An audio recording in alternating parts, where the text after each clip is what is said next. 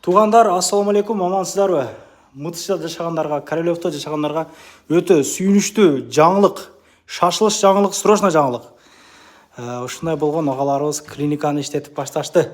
Алла разы болсун, миллионго жакын кыргызга негизи дагында болсо аз да, бул оорубаңыздар го, негизи ооруп калсаңыздар ушундай агаларыбыз кызматта. Кандай кызматтар бар, мен айтып кетейин азыр. Кыскасын айтканда, сүннөткө отургузат экен, тиш боюнча дарылайт экен, анан баягындай лечение ала турган болсоңуздар, 1-2 курс лечение алып алсаңыздар болот экен. Аялдар проблемасын карайт экен, эркектер проблемасын карайт экен.